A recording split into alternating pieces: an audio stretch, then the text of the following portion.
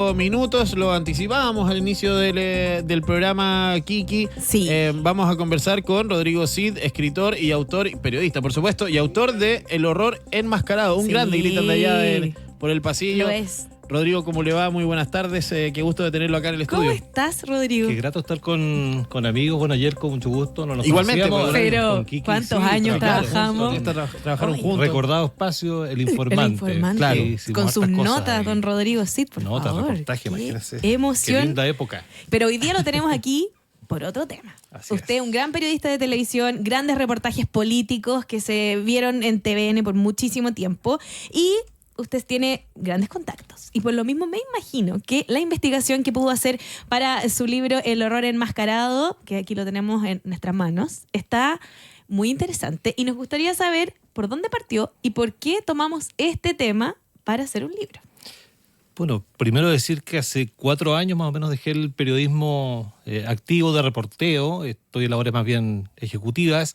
Sin embargo, este libro confirma que el periodista que uno lleva adentro nunca se jubila, nunca cuelga el traje de periodista.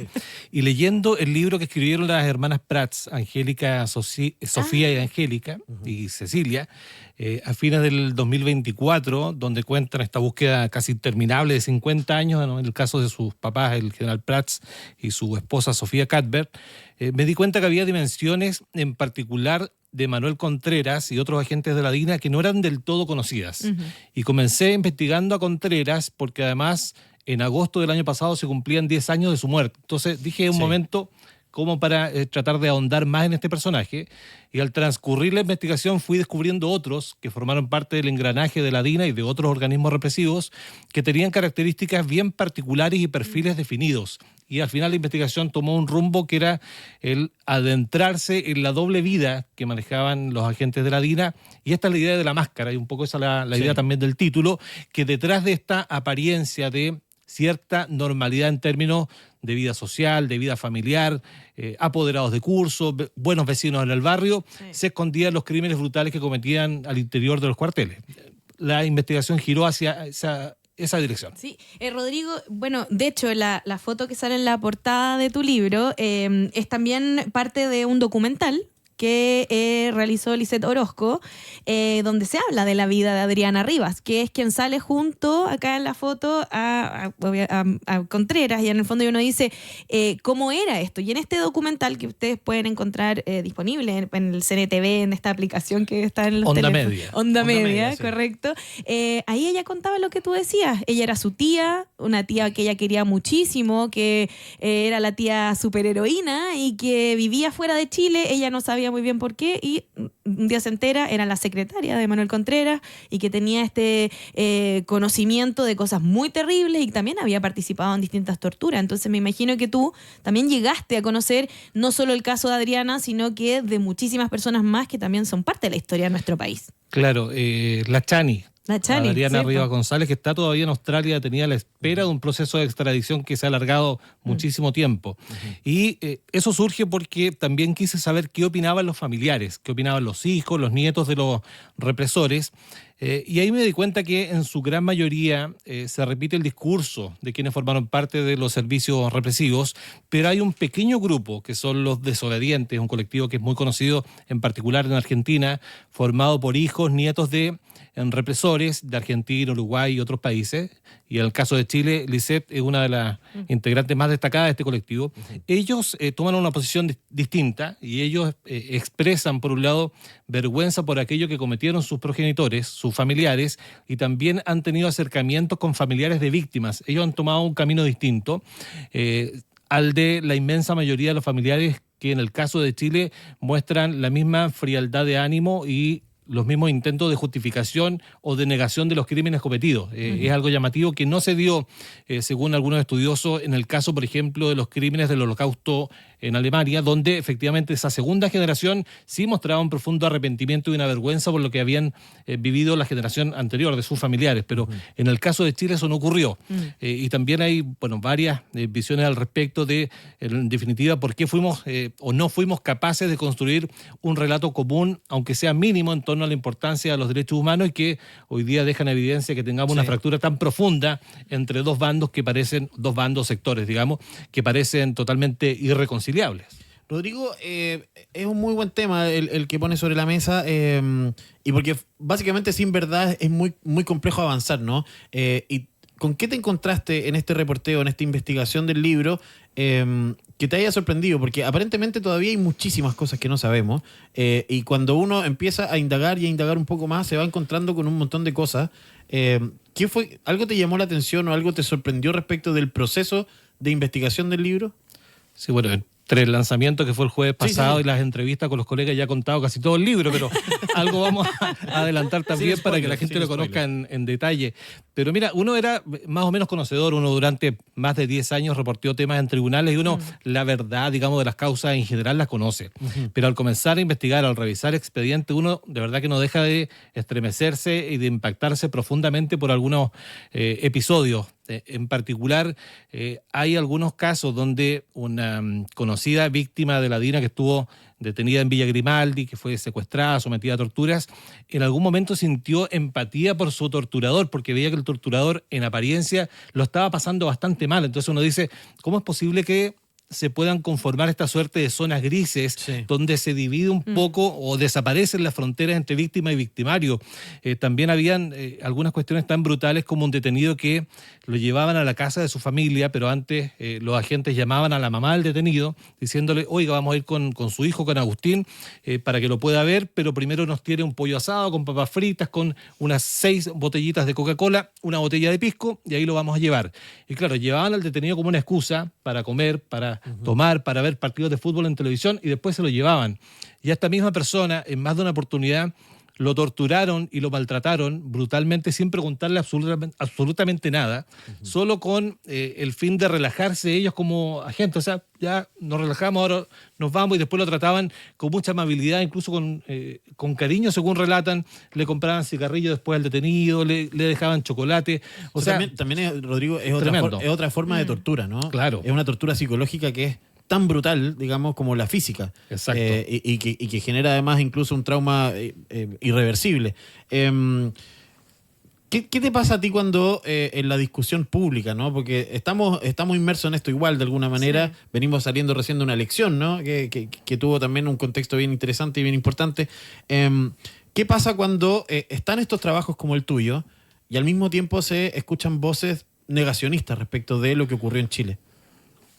Y en eso yo creo que el libro puede aportar a la discusión de un debate que es necesario abrirlo, que es necesario conversarlo con altura de miras y con antecedentes, porque muchas veces uno escucha comentarios, oye, han pasado más de 50 años, ¿hasta cuándo siguen con este tema? Claro. Sí. Pero lo que ocurre es que cuando uno escucha estos discursos de impunidad, de posible otorgamiento de beneficios carcelarios, es importante también conocer quiénes son esas personas, porque acá se habla por parte de algunos sectores de algunos viejitos que tienen más de 90 años, que cómo es posible, pero resulta que acá en Chile, y eso queda muy explícito en el libro, tuvimos más de 30 años de completa impunidad. O sea, claro, hay gente de avanzada edad que hoy día está presa, pero que lleva 3 o 4 años preso. O sea, no es que tengamos detenidos desde los años 70, sino que claro, todo lo contrario. Por lo tanto, cuando surgen esas voces que hablan de impunidad, como digo, de posibles beneficios para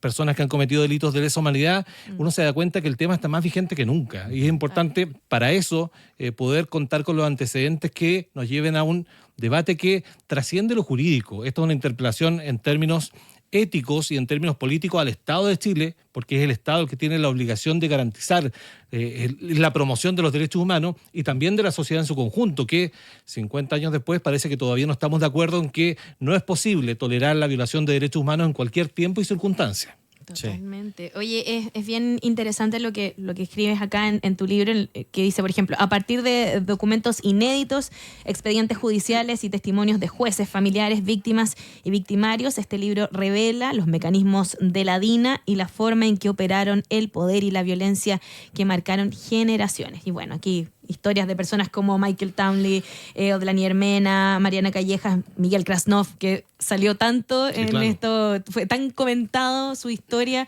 en el último tiempo, cuando, bueno, estuvimos ahí previo a las elecciones Sí. Y por lo mismo es súper interesante poder leer tu libro. ¿Dónde lo podemos encontrar, Rodrigo? Y específicamente, ¿por qué tenemos que leerlo? Mira, yo creo que es importante no perder la capacidad de asombro. Estas cosas ocurrieron. Ojalá no hubiesen ocurrido nunca, pero todas las historias que están ahí contadas son reales, son dramáticamente reales. Todo está unido a un expediente, unido a un testimonio. Por tanto, se trata de información que está respaldada además por sentencias judiciales. Es importante conocer esa verdad para, de esa manera, evitar que esto se repita alguna vez a futuro. Y también ahí se puede conocer el otro lado de la historia. Hay declaraciones, hay dichos de personas que hoy día están cumpliendo condena, que bastante se habla de quiénes son los que están en Punta Peuco, pero no sabemos bien qué es lo que piensan. Están arrepentidos, reivindican los crímenes, están tratando de que la sociedad les dé una oportunidad.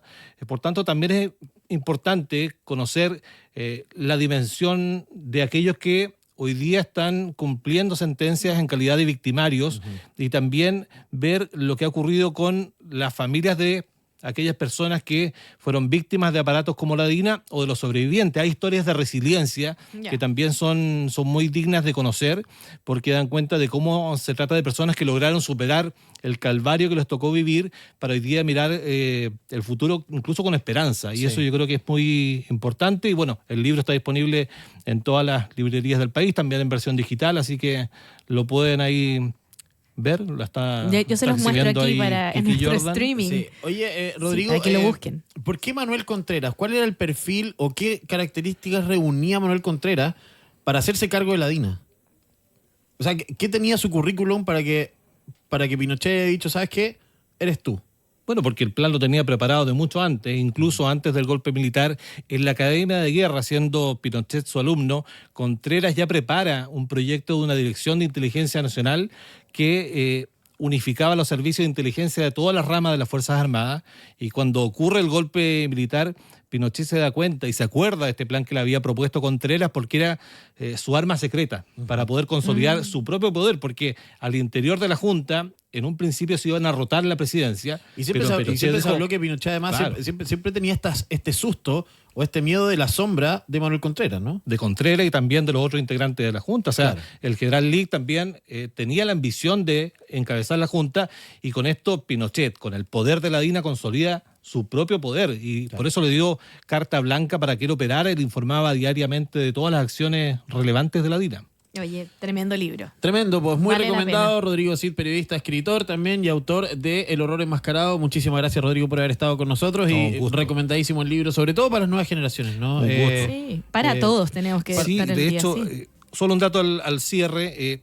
Está entrevistado el hijo de Manuel Contreras Valdebenito, que murió meses después, por lo tanto es su última entrevista y por primera vez él marca distancia con su padre y casualmente muere en el mismo lugar, en el hospital militar, pero con diferencia de 10 años y un día respecto de su padre, que es la pena en Chile, en el Código Penal, para qué ironía, un delito ¿no? de homicidio. Mueca del destino, bueno, tienen que leer el libro. Eso. Rodrigo Cid, muchísimas gracias por estar con nosotros. Kiki, gusto